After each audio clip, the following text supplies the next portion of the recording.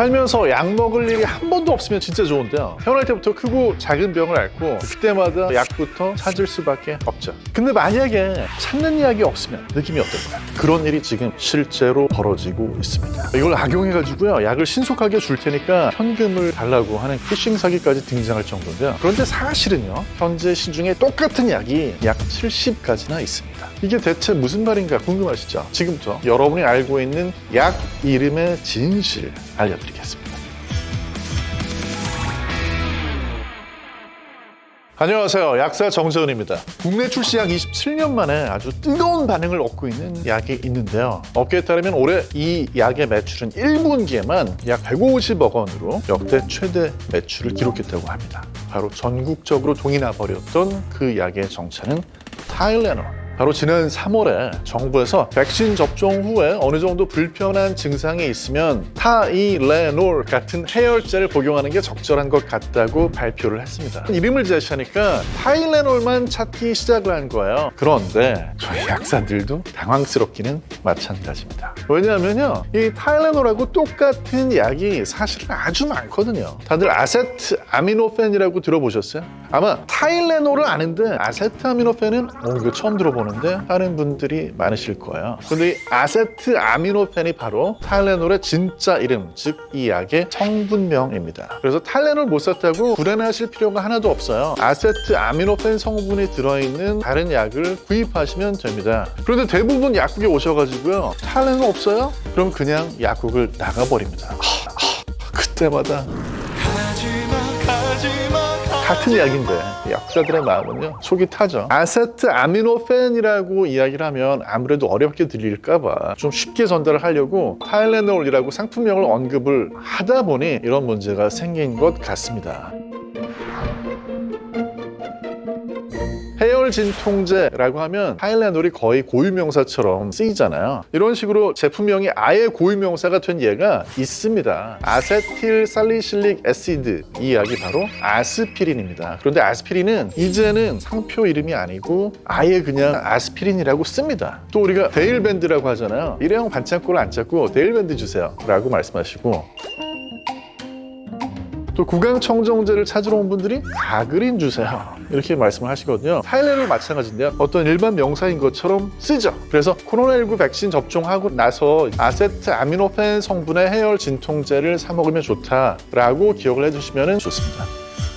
이 아세트아미노펜이 발견된 역사에는요, 아주 재미있는 이야기가 들어있습니다. 19세기 말에 구충제를 연구를 하고 있었어요. 근데 뭐 가지고 연구하고 있었냐면 나프탈렌 가지고 연구를 하고 있었어요. 옷장에 나방이 좀 먹지 말라고, 그 나프탈렌을 예전에 장내에 있는 기생충을 죽일 수 있지 않을까 구충제로 연구를 했던 거예요. 그런데 실수로 아세트아닐리드라는 약을 잘못 환자한테 주게 됩니다. 그 환자 뱃속에는 불행히도 기생충이 많이 있었는데요, 기생충은 하나도 죽질 않았어요. 그런데 그 기생충 감염으로 인해 가지고 열이 나던 환자한테 해열이 되는 그런 효과가 나타나는 겁니다. 먹다 보니까 통증도 줄어들었어요.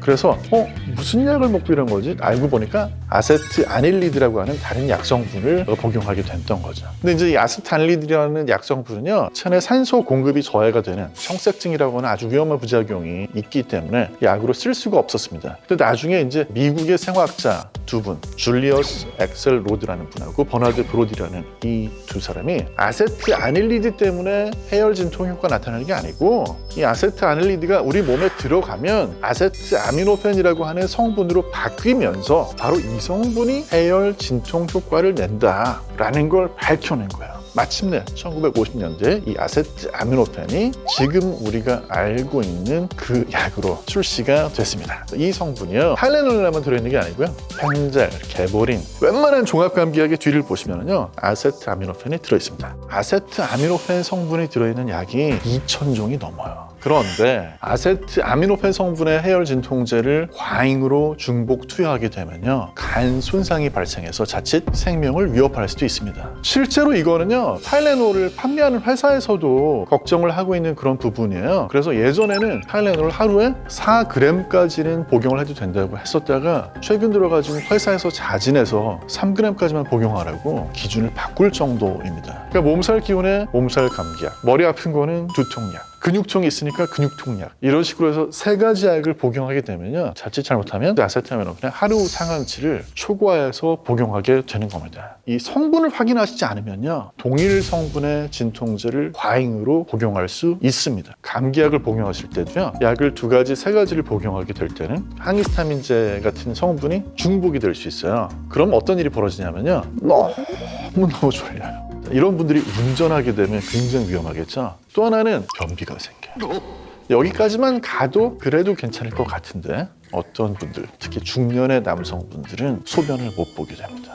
저도 중년이지만 안 그래도 소변을 보는데 어려움을 겪는 분들이 있습니다. 그런데 이분들이 감기약 속에 있는 항히스타민제를 과잉으로 섭취하게 되면요, 화장실을 아예 못 가게 돼요. 소변을 아예 못 보게 됩니다. 이때는 응급실을 가셔야 될 수도 있어요. 이런 부작용은 소변을 못 보게 되고 졸리고 한 정도까지 가는 게 아니고요, 치매 비슷한 증상까지 나타날 수도 있어요. 전문용어로 항콜린 작용이라고 하는데요, 아세틸콜린이라는 이 신경 전달 물질의 작용을 방해하는 게 항콜린 작용인데, 아세틸콜린이라는 신경 전달 물질, 여기에 문제가 생겼을 때 치매 증상이 나타나거든요. 그러니까 중요한 건 뭐냐면요, 진통제가 됐건 피부과에서 처방받은 약이 됐건 멀미약이 됐건 간에 내가 복용하고 있는 약이 다른 약하고 중복, 겹치지 않는지 항상 확인을 하셔야 되는 거예요. 어떤 분들은요, 소염제 따로 있고 진통제 따로 있고 해열제 따로 있고 이런 줄 아시는 분들도 많이 계세요. 그런 경우에는 오셔가지고 소염 진통제를 드리면 이거 해열 안 되잖아요. 해열 진통제 주세요 하는 분들 계시거든요. 그렇지 않습니다. 해열 진통제라고 하면 보통 우리가 브루펜, 에드빌, 탁센 이런 것도 떠올리는 분들 계실 거예요. 그런데 브루펜, 에드빌, 탁센에 들어있는 약은 정확히 말씀드리면 해열 진통 소염제입니다. 그러면 해열 진통제하고 소염 진통제하고 차이가 뭘까요? 해열 진통제는요, 뇌하고 척수에서 통증에 대한 역치를 높여줍니다. 소염 진통제는요, 똑같이 뇌하고 척수에서 중추적으로 통증에 둔감하게 만들어줘요. 거기에 더해서 염증도 줄여주는 그런 소염 작용이 함께 있는 약입니다. 그래서 이 약에는 이부프로펜, 또 덱시부프로펜, 나프록센 같은 약들이 있습니다. 아세트아미노펜은요, 이 약 성분만 적혀 있을 때는요, 이건 빈속에 먹어도 되는 약입니다. 그런데 이부프로펜, 덱시부프로펜, 나프록센 이 약 성분이 들어있을 때는 빈속에 드시면 안 돼요. 그때는 위에 무리를 줄 수 있어요. 그래서 이 약들은 식사하고 나서 즉시 복용하는 게 제일 좋고요, 최소한 식사하고 나서 1시간 이내에 복용하는 게 좋습니다.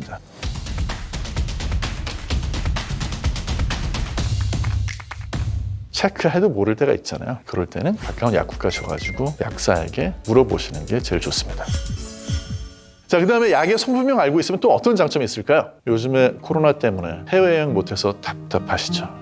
그런데 다시 여행을 할 수 있게 돼서 백신 맞고 해외에 갔는데 약 이름은 아는데 그 약 이름으로 말이 통하지 않는 경우가 생겨요. 약의 상품명이라는 거는요, 전 세계적으로 공통되는 경우도 있지만 많은 경우에는 나라마다 다 다르거든요. 하지만 성분명은 전 세계 공통의 언어입니다. 발음을 모르셔도 돼요. 그걸 적어두시면 해외에서도 쉽게 필요한 약을 구하거나 또는 처방을 요청할 수 있는 겁니다. 사실 이 성분명은요, 전문가인 의사나 약사한테 일반적인 성질을 전달하기 쉽도록 원칙을 가지고 지어지는 이름입니다. 예를 들면은요, DPP-4라고 하는 효소를 억제하는 그런 당뇨병 약이 있어요. 이 약들은 전부 다 글립틴이라고 하는 이름을 붙입니다. 그걸 보고 이 약은 DPP-4라고 하는 그 효소를 억제해 주는구나 라는 걸 추측할 수 있는 거예요. 성분명은 이렇게 약에 대한 전문적인 정보를 담고 있는데, 사실 제약회사 입장에서는 약의 상품명을 지을 때는 소비자한테 머리에 기억하기 좋도록 짓습니다.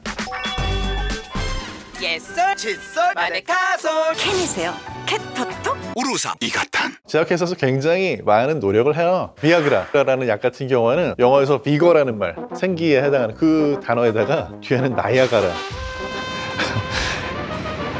기억하기 좋잖아요. 그런데 이제 약 성분이 처음에 개발된 용도 외에 다른 새로운 용도를 알게 됐을 때는요, 상품명을 새로 찾기도 합니다. 그래서 똑같은 약의 성분인데 이게 2가지 상품명으로 나오는 경우가 있어요. 예를 들면 이제 피나스테리드라는 약은 1992년에 양성 전립선 비대증 증상을 개선하는 효과로 프로스카라는 상품명으로 시판이 됐었어요. 근데 이제 나중에 알고 보니까 이 프로스카, 피나스테리드를 복용을 하고 있는 분들이 6개월 정도 약을 먹고 나니까 갑자기 막 모발이 증가하는 거예요. 30%까지 증가를 하는 거예요. 그래서 남성형 탈모도 이 약이 효과가 있다라는 걸 알게 돼가지고요, 1997년에 똑같은 성분의 약인데 이 약이 패시아라는 탈모 치료제로 출시가 됐습니다. 그래서 약의 상품명도 사실은요, 자세히 살펴보시면 유용한 정보를 얻을 수 있습니다. 뭐 예를 들어가지고 같은 성분의 약이 여러 가지 용량으로 나오는 경우에는 약 이름에다가 용량을 붙여줘요. 그래서 브루펜정 같은 경우에는 200mg이 있고 400mg이 있습니다. 그 다음에 약 이름 뒤에 정이라는 이름이 붙으면요, 그거는 알약이라는 뜻이고, 액이라는 이름이 붙으면 물약이라는 뜻입니다. 아스피린 프로텍트정 100mg 이렇게 써있을 때 알약에 장용정 코팅을 입혀줘가지고요, 주의해야 되는 게 두세 가지 있어요. 첫 번째 하나는 코팅을 열심히 해놓은 약인데 이걸 쪼개서 먹게 되면 위에서 약이 녹아버리기 때문에 문제가 생깁니다. 또 장용정을 우유랑 함께 먹게 되면요, 위가 아프고 막 속이 쓰리는 그런 부작용이 생길 수 있습니다. 타일레놀 8시간 ER 서방정처럼 어떤 약의 경우에는 뭐 약 이름이 이렇게 길어 할 정도로, 이건 왜 그러냐면요, ER이라는 거는요, Extended Release를 줄여서 쓴 거예요. 그러니까 오랫동안 방출이 된다는 거죠. 우리나라 같은 경우에 그냥 타일레놀은 4g까지입니다. 이걸 읽은 분들이 이 약도 그냥 똑같이 복용하면 되겠지라고 생각해서 하루 8알을 드신 거예요. 그러면 4000mg 넘어가거든요. 그래서 안 되겠다. ER 서방정에는 8시간이라는 걸 약 이름에 포함을 시킨 겁니다. 이 약은 굳이 4시간에서 6시간마다 다시 복용할 이유가 없고요, 여러 번 복용하게 되면 오히려 위험합니다. 쪼개 먹거나 갈아서 먹으면 안 되는 약 같은 경우에는 약 이름에다가 ER 이런 식으로 표시를 해주는 거예요. 그래서 약 이름에 ER, XR, SR, CR, 오로스, 서방, 지속 이런 것들이 붙어 있을 때는요, 뭔가 심상치 않은데 쪼개면 안 되겠어 라는 생각을 하시는 게 좋습니다. 이런 서방정 같은 경우에 만약에 쪼개 먹거나 갈아서 먹으면 어떻게 될까요? 천천히 방출돼야 되는 약성들이 한 번에 바로 나와 버리기 때문에 문제를 일으킬 수 있습니다.